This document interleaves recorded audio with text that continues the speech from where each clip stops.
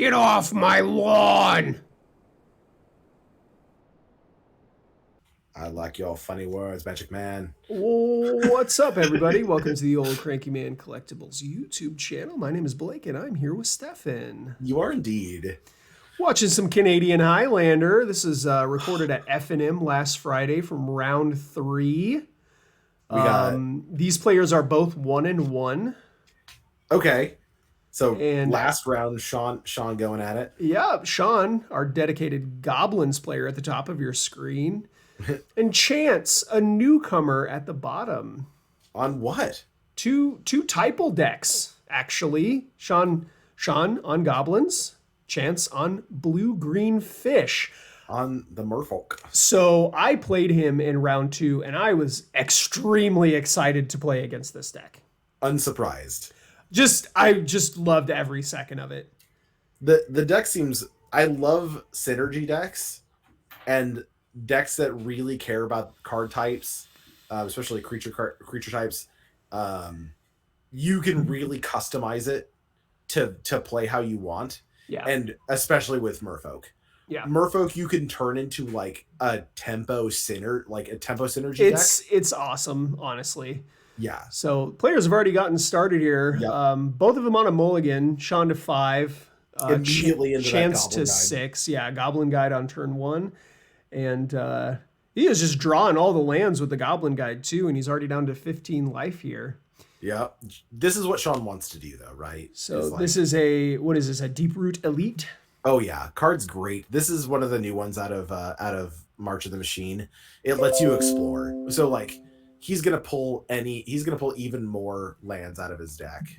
Is that what Deep Root Elite does? I think Deep Root Elite is one of the grow creatures. Yeah, whenever another Merfolk enters the battlefield. Gosh dang it. I'm thinking that there's a Deep Root champion that that one does explore. Yes. Yeah, that card is great. So a Force of Will going to counter this Goblin Recruiter here. Looks like Chance knows what's up.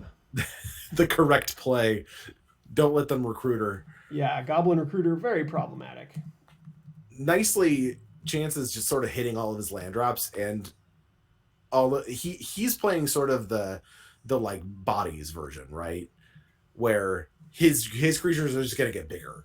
Yes, he is playing all of the lords. Yeah. So could still be playing some tempo pieces. It's not Realm Seekers. What is this card called? It's a changeling that lets you play cards from the top of your deck. Oh, right. The Realm. I was thinking it was Realm Seekers. That's not what it is. It's a changeling from. Yeah, it's from Kaldheim. What the heck is this card called? I have a promo of this from the pre-release. Erica and I played so much of this. Oh, and there's Svelune, God of Sea and Sky. Svelune. A card that you and I have struggled famously to spell during our modern coverage. Just look at God of Sea and Sky. It makes it so hard on me. It's so many consonants. Yeah. It's probably the best fish. Yeah. Look at that. Sean with an Umezawa's Jite. That's going to be pretty good against the Merfolks, to be honest. Yeah. This is one of the pointed cards that Sean has basically argued to death that he will never cut. Mm-hmm. Yeah, it just does so much work. Mm-hmm. I don't disagree. He's for being a red deck, he's really on not a ton of removal, and his creatures are expendable. He will toss a goblin into a blender to get those counters on there. He doesn't care. So this Svelune has indestructible here, right? Yep. Mm-hmm. Gonna get into the red zone here. Is it called Realm Walker? Oh, Realm Walker. Yes. Is that what it's called? Yep. All one word. I know it's one word. No, that's not what it is. Oh, I spelled it wrong. Realm Walker. I can't remember what it's called. There it is. It's Realm Walker. Yeah, it's a fish. Yeah. Yeah, it's a great card advantage engine for type of decks. Just letting you play cards off of the top of your deck. Yeah. Absolutely.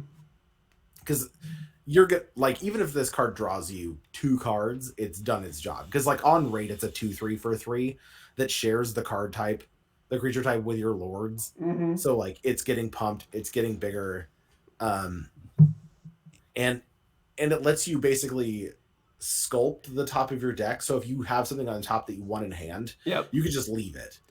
So You get to see it. how did Sean get the Goblin Recruiter back? Was that Um, not a Goblin Recruiter he put into his graveyard earlier? that was a Goblin Matron. Oh, it was a Goblin Matron. Okay, so that's Still what got same sort of like. That's what pattern. got countered by the Force of Will there. Okay, Yeah, so and- Goblin Recruiter is going to go off here. Yep, he's going to be able to get a sneak. Yeah, Cast sneak. it might be a little too little too late here. He's just sitting at 9 life points. Oh, yikes.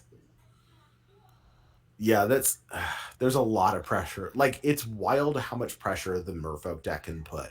Yeah. He also can, if he wants to get cheeky, wasteland his opponent's non-basic there. Yeah. So that he doesn't have enough mana. Well, he only, that's a Silver Gill Adept being my played God. off the top of the library there. He only needs 3 mana to combo off. Oh, does he? I thought he needed 4. Yeah, so he'll draw the Snoop first, and then the top card of his library will be the one that lets you sacrifice goblins to make mana. And So then he can cast it. he'll sacrifice one of them to play that card off the top of his deck, and then the top card will be Kiki Cheeky, and then he can make infinite Snoops and sacrifice them all to make more mana. Yeah. So Yeah, Sean knows this deck. I think this is just lethal here though, because he has to block 2 of these creatures. Yep. Yeah. And there's no counters on that GT to help. Yeah. Oh, wow, my that gosh. Realm Walker did work, huh? Love it. Like, what a great inclusion. That's the reason you put green in with fish, is that like we got so much from Ixalan, but then having these changeling cards from like Kaldheim really changes the texture. Like, yeah, it does. It gives you access to so many more Merfolk. yeah, it fills in the. I was listening to this podcast the other day talking about Kaldheim in general, and how the reason it was so successful in a lot of ways was that it focused on creature types in the same way that Ixalan did, but it had the changelings to fill in the gaps. So unlike Ixalan that didn't have changelings and didn't have like all cards with all creature type or shapeshifters changing mechanic, Kaldheim did, and it just really let you lean into it in a way that was super fun and limited. Oh, Sean is just. Is he mulliganing? He's mulliganing down to 5 again. He just cannot draw lands. It's so unfortunate.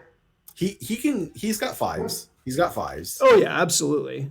Goblins a deck that can go down to 4 and still win pretty easily. Yeah. I don't see him as like, all he needs is a couple lands and then just to go run off the top. I think he's on 32, 33 lands. Including a strip mine, which I don't agree with, but he's a big boy. He's gone 3-0 on an FNM. I never have. Castle Imbrith going to come into play tapped here, and it looks like we're going to get things started off with a Ragavan. Let's my go. gosh. Not a goblin, honorary goblin. Merfolk providing a blocker there, though. Yeah. Sean has Tarfires. He has bolts. But yeah, his opponent now has 2 blockers. Ragavan largely not doing a lot. And then what is this guy? Is it?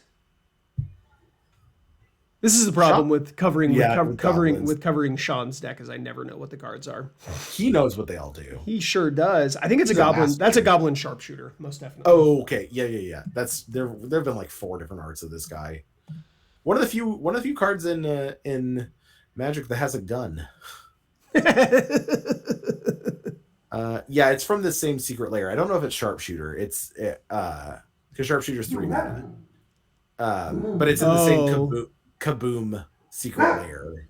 Is that what that secret layer was called? It was called Kaboom. Yeah, it's called Kaboom. Yeah. It was really good. Like back when secret layers had insane value. This card, was $30 for like. Back when I was actually interested in purchasing any of the ones that they showed off. Yep. And now you get $1 worth of LOTR commons for $40. And this is another secret layer one. That's that's a Skull Clamp. Metal Gear Solid secret layer. Yep.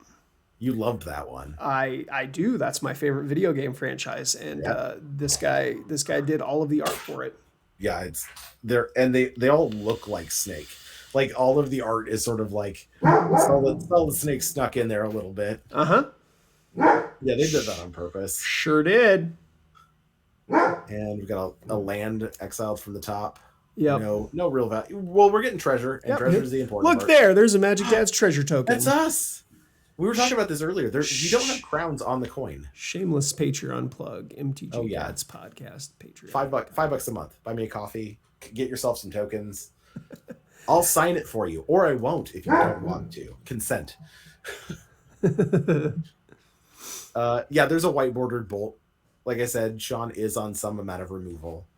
Yeah. And he goes for the tilt value, so white bordered. Tilt value.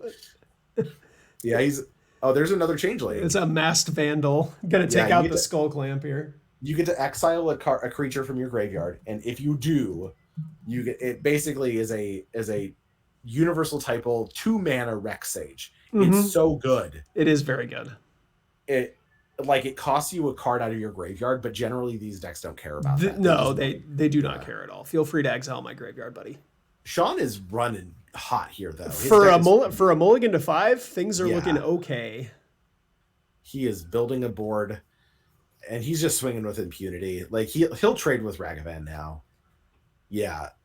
So unfortunately, that Mass Vandal is a 1/3, and so we'll just eat the Ragavan. Yes. I don't know if he checked the toughness. So on that guy. He has the Lord in play, so it's actually a 2/4. Oh, okay. Yeah. There's no way.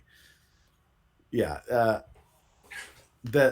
Again, we're seeing like changelings sort of. I think that might be a Goblin King. Goblin King. Is it white bordered? No, he was playing this. Yeah, that's right. The secret lair. Is that what it is? No, it's the other. No, it's not that one either. It's Ringleader, or is it? No, Ringleader wasn't in this secret lair drop. It's one of them. Is it Pile Driver has protection from blue? Is it Pile Driver? Because that would be sick.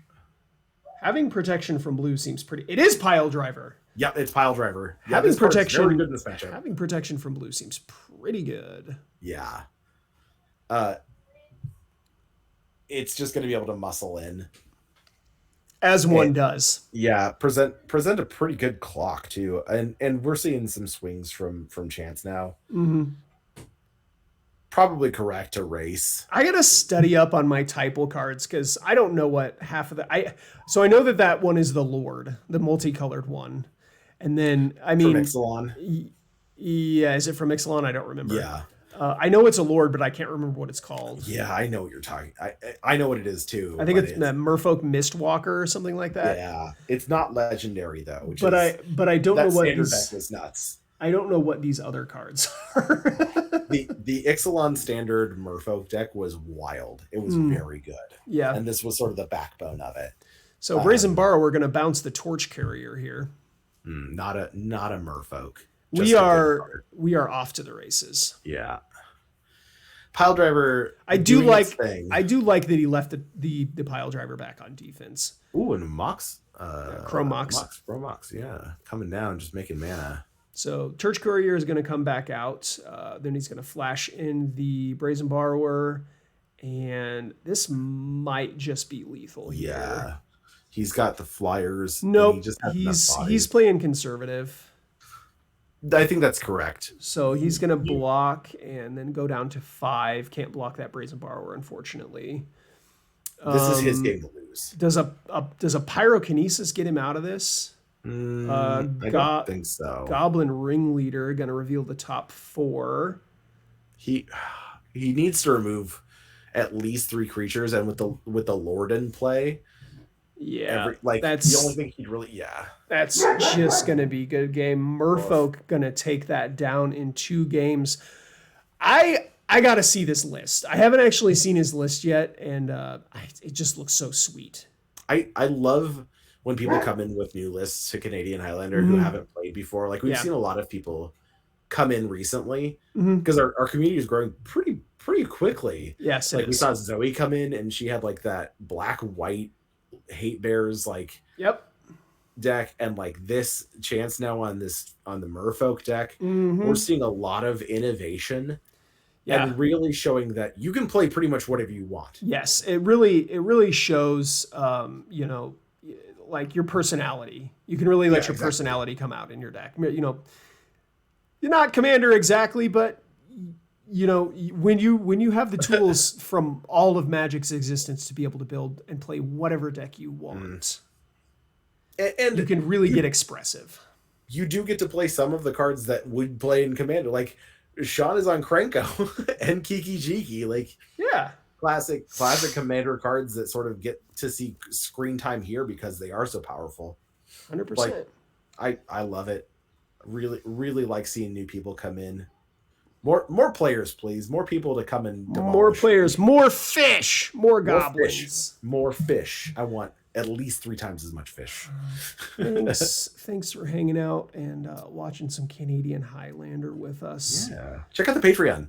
Yeah, and It's subscribe to the channel. Make sure you Yeah. hit that notification button so that we get to annoy you every time we upload a video. And we will definitely see you guys in the next one.